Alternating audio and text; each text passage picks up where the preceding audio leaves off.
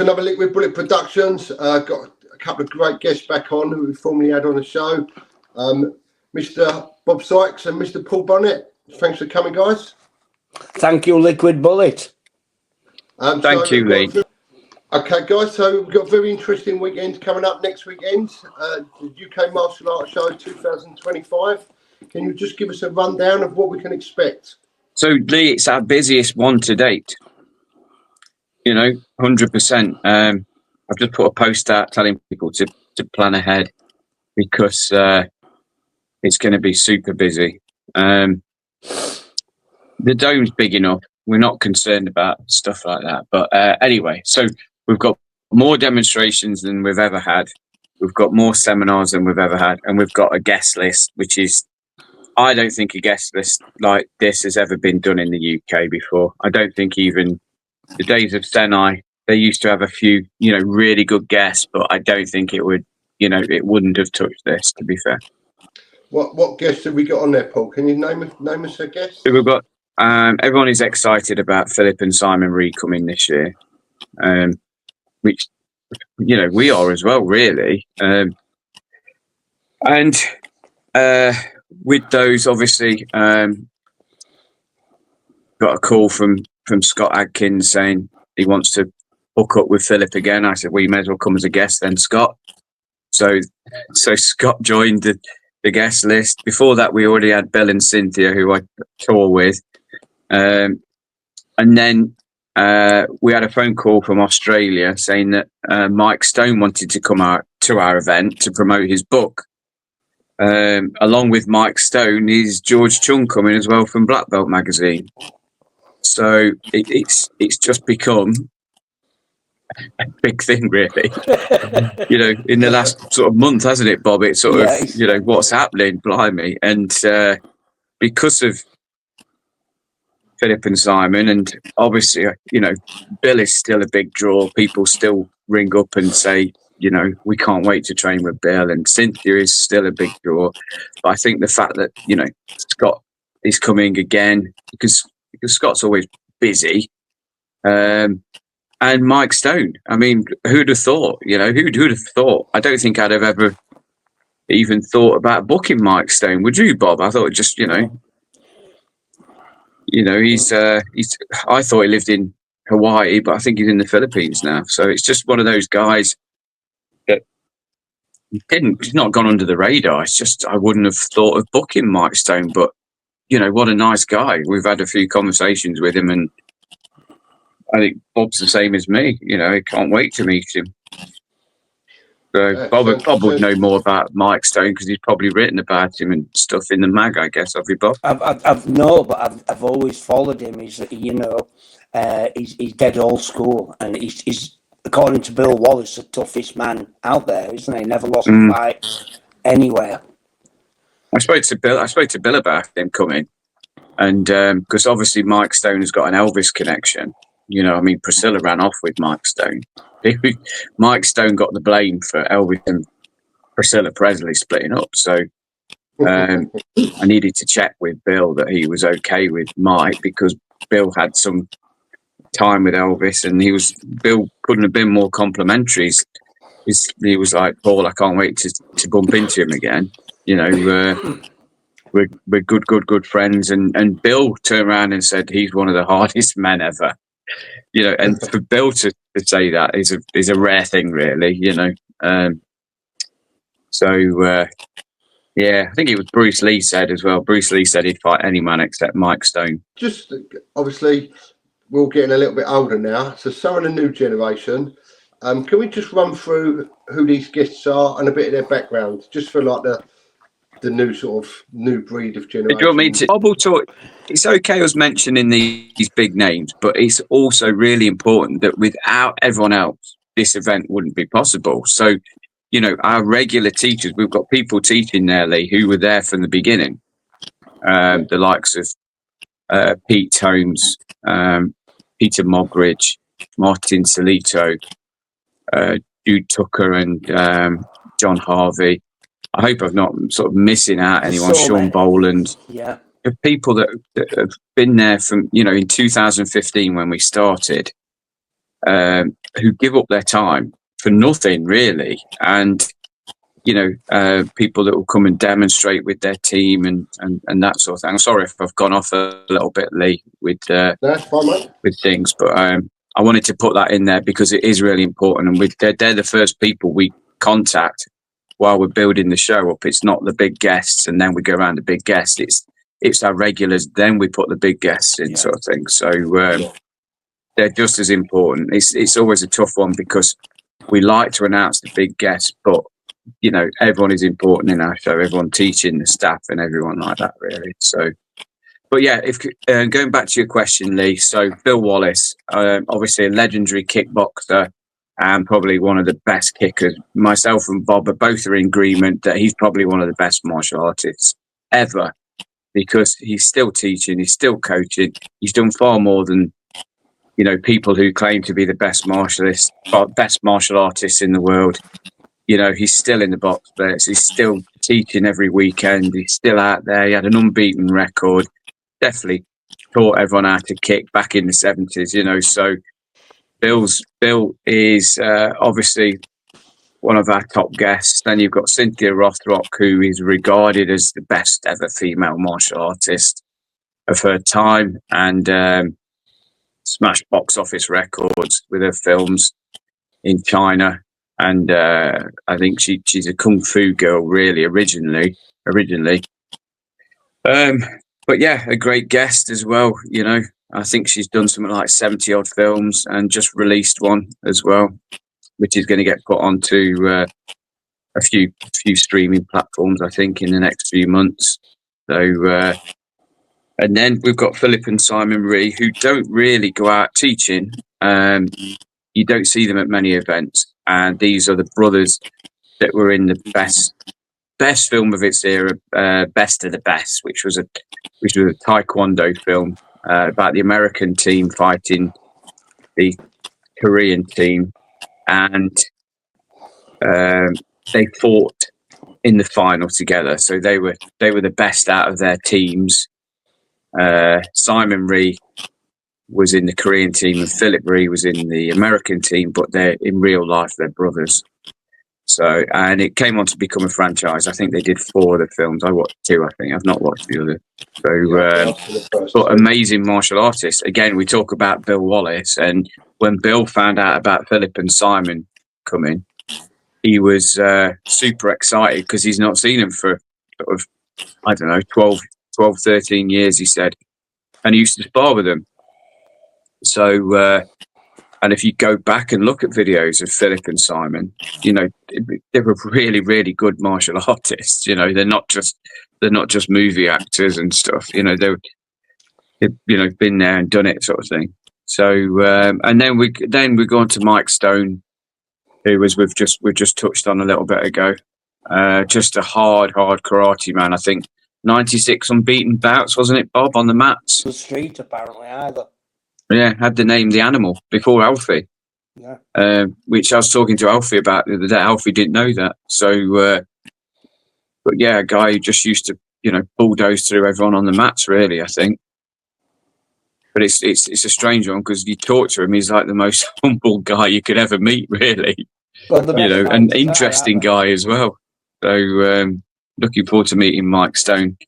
But they're all on our Legend Zone. Along with them, we've got Alfie Lewis, Master Sken, and new to our show this year, Spencer Wilding, Spencer was a kickboxer in the noughties, I guess. And then more famous, more recently, he does like a lot of cameo roles in films, and he'll be, he's like the bad guy in films, and he played Darth Vader in Rogue One, but he's teaching a seminar as well, so quite a few people excited about training with Spencer. That's the Legend Zone, really. Scott, obviously, everyone of this day should know who Scott is. All they've got to do is go on Netflix and type in Scott Adkins, and you'll see a whole list of films. He's been in so many films, and a very he's got to be like UK's. Well, definitely UK's number 1 martial arts sort of superstar. But I'd say UK's number 1 action hero as well. Definitely, I can't think of anyone else. Yeah. So, you know, can people still get tickets, or they get them on the door? They have to order them. yeah. Well, we're starting to panic a bit because it's as you know, Lee, we have a Hall of Fame at the end of the weekend. So if anyone's watching and they're a bit confused, the room is turned around on the Sunday night to the Hall of Fame. So that's sold out. Sold out last week. The Saturday for our event this year, he's really, really busy. Sunday, still busy because people buy weekend passes. But I think there's a lot of people. We've sort of attracted, let's say, people who watch martial art films but don't do martial arts, so they'll come for autographs. So they'll come and queue up and get like Cynthia's autograph. They'll bring a couple of DVD covers or whatever and stuff like that. So you could almost say like, you know, a bit of a Comic-Con crowd, really. Yeah. But obviously we don't charge the same as Comic-Cons. We try and keep our prices down a bit. So going through the seminar and training wise, anyone can join in on that, Paul? There's an upgrade on the tickets. So all they've got to do is just pay a little bit extra and they can train, and that the upgrade they can train all day basically. So you don't have to book in the classes, you just turn up pretty much like you turn up at the class time. So if let's say, for instance, Alfie's class is 10 in the morning, you just turn up at that area at 10 in the morning. And people can watch the classes as well, which is the good thing. You know, they're just sort of barriers around them. So, you know, if people aren't training, they can still watch these guys coaching.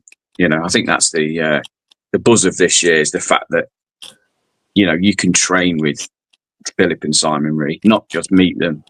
You can, you know, they're actually taking a session. So, yeah, it's everyone is pretty excited about that. There'll be a lot of people training. When I've been telling people about it, the number one question I get asked is, what do you have to wear to take part in the training? Okay. Yeah, well, some people come in their gis, some people wear T-shirts and joggers. It's whatever you want to train in, really. And the reason I'm sort of not specific is because imagine if you did Kyokushinkai and you turned up in your gi, which is like a heavyweight 16-ounce gi probably, then it's fine if you're doing a session with, let's say, in the traditional zone. But then if you want to go and do some weapons, like some nunchakus, it's probably not the best thing to wear. Or if you go on, you know, like Cynthia's seminar, I'm guessing she might do like fighting for films or something like that, you know, then it's probably not the best thing to wear. So me personally, if I was going to train, I'd probably put my contact bottoms on and a T-shirt. That's what I'd probably. And of course, I'd put my black belt on just to, you know, show everyone. What would you wear, Bob? Well, I'd wear my Gamer Death Cat suit that I got in the 70s. I'd put Thai boxing shorts over the top and a cape. A red cape, like Superman. There you go. Didn't you join in a couple of the sessions, Lee? I did, yeah. I loved it. Yeah, I went. On the Saturday, I think I trained in every session back to back till the end of the day. And I got up Sunday morning and I could hardly move. I think that's the thing, isn't it? We sort of give the teachers like a heads up, like, you know, they know that people are in it for the long haul. So don't necessarily like beast them, you know, don't do dangerous stuff. This is important for people to know because, you know, it's not just for black belts. Beginners can go into these classes. The instructors will give them a taste of what they teach in their own session.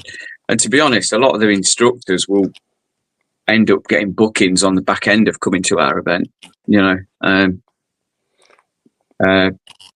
You know, clubs could let's say, we'll stay with Alfie. Let's say a club instructor goes and texts his students and the students enjoy it, and it's easy for that guy then or that lady to, you know, approach Alfie and say, can you come to our school?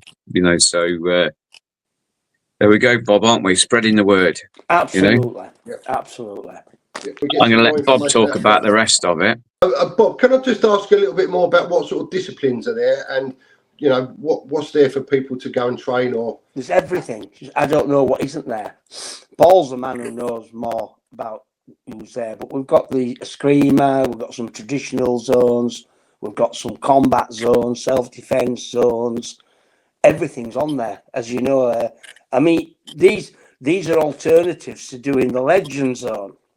The majority of people on the legend zone, but then again, the other zones are all full at the same time. So when you've got Wallace, Bill Superfoot Wallace, whose name spanned the decades, as we know, on one area, all the other areas are still going. It's not like all the other areas stopped because Bill Wallace is teaching. That's what I find incredible. I don't know. Bill Wallace is teaching it. There's a guy down there within a screamer area, and he's full. He's full. Yeah, it's incredible. Yeah. So we've got all it's a good time to learn something new. If you've been a karate guy all your life and you want to try something new, it's a perfect opportunity. It's fantastic, isn't it? We've all been karate guys, and we've all stepped into something new. And at one time that was frowned upon, wasn't it? Yeah. But now it's encouraged. I encourage my students to train elsewhere, especially when I start getting sick of them. You know, I said, it's time to leave the temple. Go and train down Taekwondo. I go, you know, you do good at that. And off they go. I don't see them again. Good riddance. Yeah, I think it's a really good way of people opening their eyes to how much different martial arts are out there and what's available to them. Well, we've always been, because we come from a karate background primarily. I do believe you did that, didn't you? You came from a karate background, as I did. And we looked outside the box at the time, which, you know, and it's amazing when I had friends who did Kung Fu, I had friends who did a bit of kickboxing. So I trained with them, and it opened my mind, because otherwise you just get trapped in this box, don't you? Well, it was basically, we come from that. You trained with Chike down in back, was it Barking or Dagenham sort of place? Dagenham, you know, you come through that lineage, which were a good lineage to come through. I mean, I remember Peter Dennis, Will Verner, Tyrone White, all those guys. What a fantastic lineage to come through. And obviously Tiki himself, the guy's incredible. Timmy Francis, all that crew were fantastic. But you went into the Thai boxing and other stuff, which again, I did the same thing up here, because we had Master Toddy, and I went along to Toddy's in Manchester, and I got a chance to spar with them all then, Ronnie Green and everybody, back in 1982. And it's fantastic, isn't it, really? Those leg kicks are a bit, don't they? Sort of burn through your system when they hit. But they were early days, and we did all that. But this is where I keep going back to when I was younger now. I keep, you know, as you get older, I've been doing a lot of meditation and reflecting. And I've been going back to those early days when I started doing a bit of road work, when I started doing a bit of boxing, and doing a lot of stretching at home. And that time you spend on your own training is the most important. You know, you're just there on your own. You know, you're not turning up, you're doing all the club work, but you're doing extra yourself besides. And that's where you make them giant leaps. You sort of overtake the other people. Absolutely incredible times. Incredible days to come from. You know, that I don't think those days will ever come back. Just like I think this show that we're talking about that's going to happen next week, I don't think it'll ever be eclipsed, to be quite honest. It is going to be groundbreaking. And having Liquid Bullet Promotions there, actually, I'm drinking Liquid Bullets today. Having Liquid Bullet, you're involved in what we do now, especially with what's going to happen with the Black Belt magazine, because they're launching Black Belt magazine over here at the show, which is going to be incredible. Absolutely. We can't talk too much about that now, because I don't want to jinx it. But obviously, Liquid Bullet Promotions are going to be involved with that in a big way. Awesome. We've rounded it up there then, Bob. So next weekend, 3rd and 4th of May. I am looking forward to working with you at the show. We'll have you going around doing the videoing, and we're going to wander around and video everybody and talk to them and interview. We'll have footage for myself and footage for Liquid Bullet Promotions. But, you know, it's just fantastic having And this, everybody in the country is going to benefit from this. Everybody. All the other shows, they think that I'm like they're in competition. Well, you're in competition with me. I'm going to raise the standard for you guys to follow, and your shows are also going to get bigger by this. The whole country is going to benefit, and it's not about protecting little camps now. It's about getting people together, and let's make martial arts in this country, what it used to be again. Yeah, make it great. There's one Let's build back better. Lee, right, thank Bob. you so much for always being there, and I'm looking forward to seeing you next week. We'll see you next weekend. Take care, Bob. All right, you too. Bye. Lee, thank you for doing this for us. We always appreciate it. So don't forget, everyone, 3rd and 4th of May next weekend, get your tickets. The UK's greatest show, possibly even one of the world's greatest shows. Be there.